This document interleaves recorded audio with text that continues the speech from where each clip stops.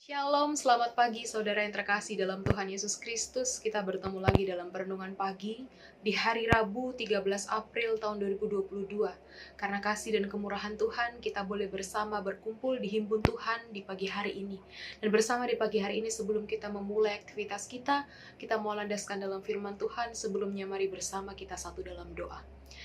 Tuhan Yesus yang baik, terima kasih atas kasih dan kemurahan Tuhan yang senantiasa boleh kami rasakan dari waktu ke waktu. Kami bersyukur, kami berterima kasih. Tuhan masih memberikan kami kesempatan lewat nafas kehidupan dan kekuatan baru di pagi hari ini. Kami mengimani ini semua anugerah Tuhan yang sungguh luar biasa terjadi dalam kehidupan kami. Jika saat ini Tuhan kami akan melanjutkan aktivitas kami.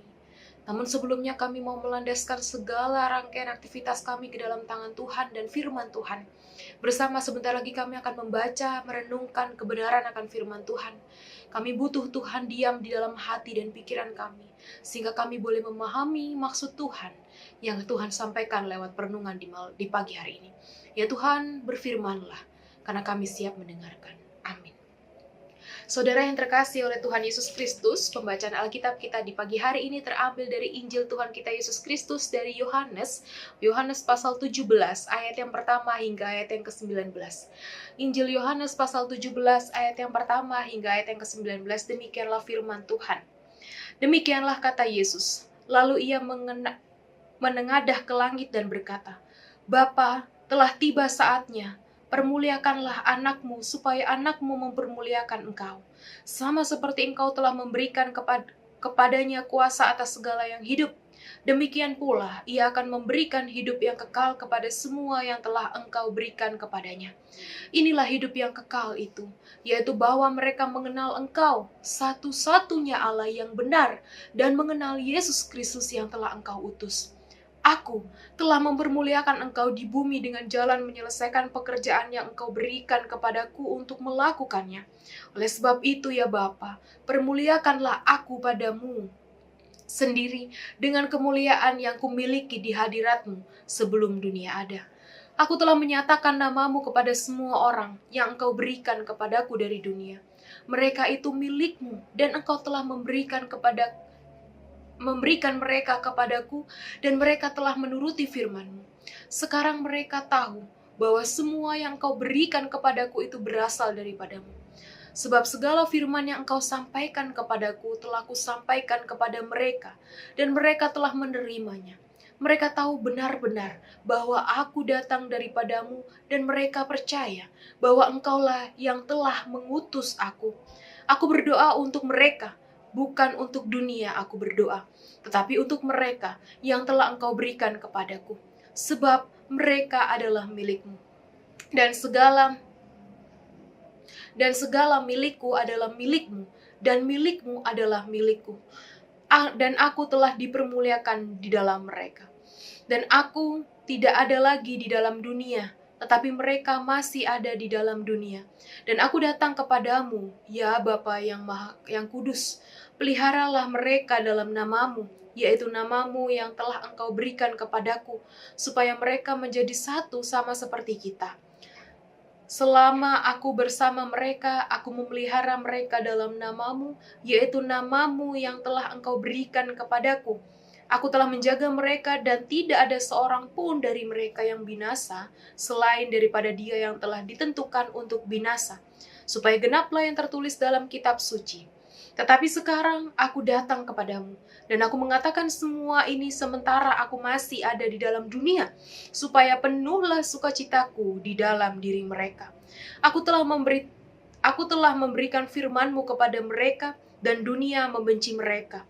Karena mereka bukan dari dunia, sama seperti aku bukan dari dunia. Aku tidak meminta supaya Engkau mengambil mereka dari dunia, tetapi supaya Engkau melindungi mereka daripada yang jahat.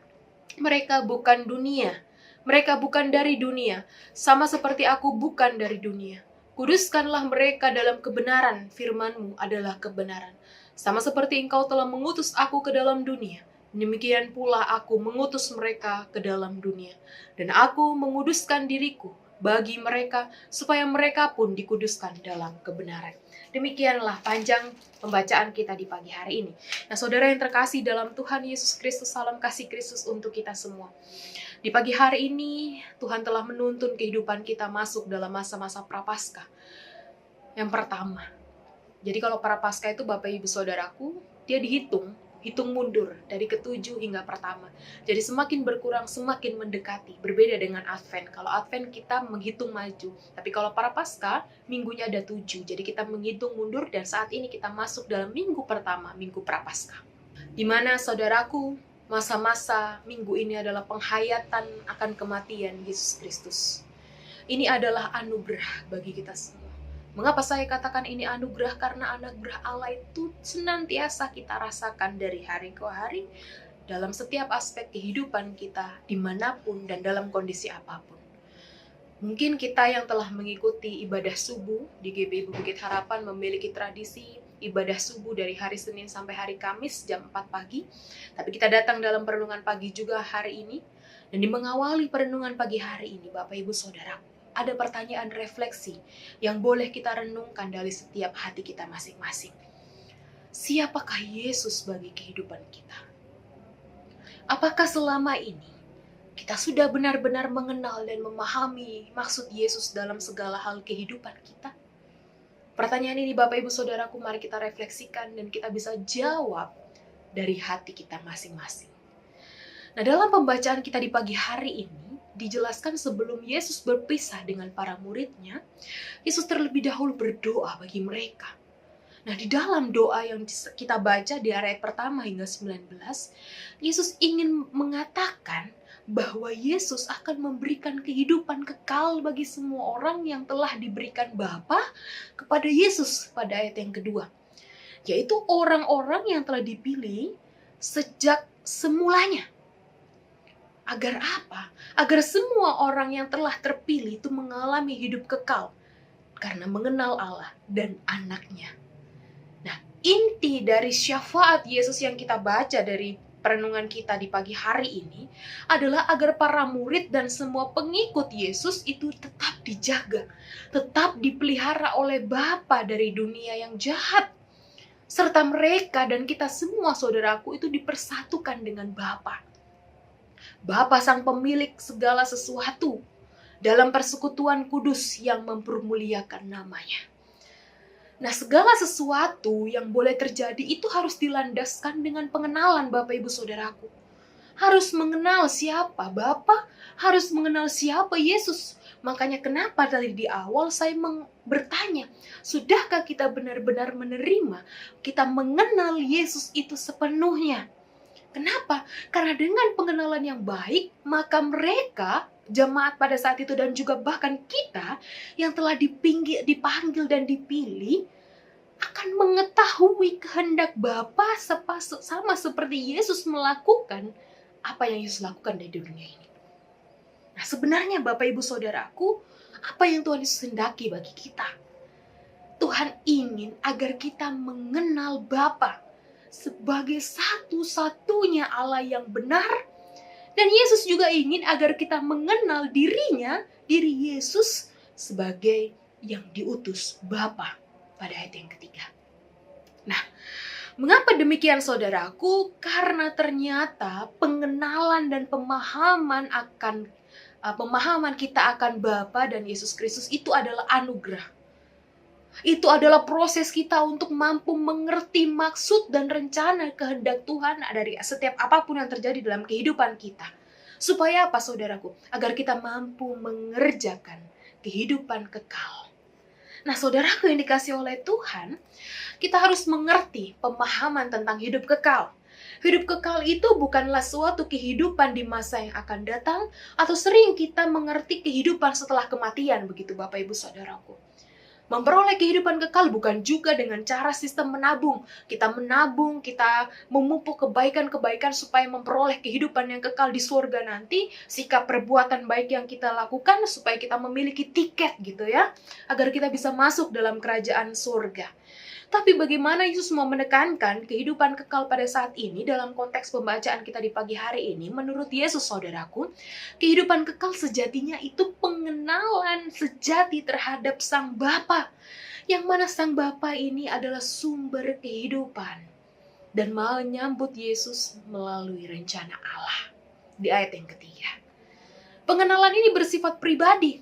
Tidak bisa disamakan bagaimana saya dan juga Bapak Ibu Saudaraku dari masing-masing pribadi, anggota keluarga, masing rekan-rekan yang percaya kepada Kristus, pengenalan akan Allah dan pengenalan akan Kristus itu bersifat pribadi.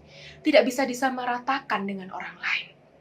Nah, pengenalan ini hanya bisa disampaikan jika memiliki komunikasi yang baik, komunikasi yang intim, layaknya gambaran seorang suami istri, layaknya sebagai seorang dengan sahabat yang akrab. Nah, dengan demikian Bapak Ibu Saudaraku, pengenalan kita akan Allah Bapa dan Yesus Kristus, kita dapat mengerti dalam kehidupan kita sehari-hari. Bagaimana caranya? Berkomunikasi dalam doa, merenungkan kebenaran akan firman-Nya. Setelah kita berkomunikasi, kita mendapatkan pemahaman, kita mendapatkan tuntunan lewat firman Tuhan, membagikan tuntunan itu lewat kasih kepada sesama yang telah kita terima dari Bapa. Nah, dengan demikian Bapak Ibu Saudaraku, di pagi hari ini kita memahami bahwa kehidupan kekal itu adalah pengenalan akan Allah dan pengenalan akan Yesus. Teruslah bergumul, teruslah berproses mengenal maksud, berproses mengenal sikap Allah, sifat Allah, kehendak Allah dalam komunikasi kita yang intim dalam doa. Yang terus-menerus dilakukan dalam setiap waktu dan tempat dalam keadaan apapun. Sebab di dalam pengenalan akan Allah dan Yesuslah ada kehidupan kekal. Tuhan memberkati kita. Mari kita berdoa. Tuhan Yesus, terima kasih atas kasih dan kemurahan Tuhan yang boleh senantiasa kami rasakan. Kami bersyukur bahwa kehidupan kekal tidaklah jauh dari kehidupan kami. Ketika kami mau memberi diri, mengenal lebih dalam, berkomunikasi dengan intim kepada Sang Pemilik kehidupan kami. Engkau tidak jauh dari kami Tuhan. Engkau bersama dengan kami, bahwa bahkan Engkau tinggal dalam hati kami. Biarlah kami terus mengenal, terus berproses memahami pemikiran Allah dalam kehidupan kami. Dan kami melakukan kehendak Allah sebagai kehidupan kekal yang Tuhan karuniakan. Terima kasih Tuhan untuk hari ini.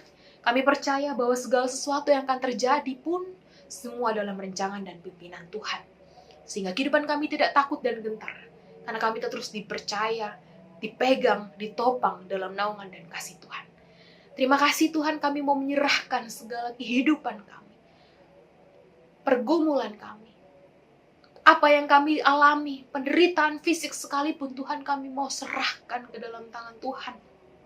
Karena kami percaya, kami terus dijaga dan disertai oleh Tuhan. Dalam nama Tuhan Yesus, kami menyerahkan kehidupan kami sepenuhnya. Dari saat ini, kekal selama-lamanya. Amin.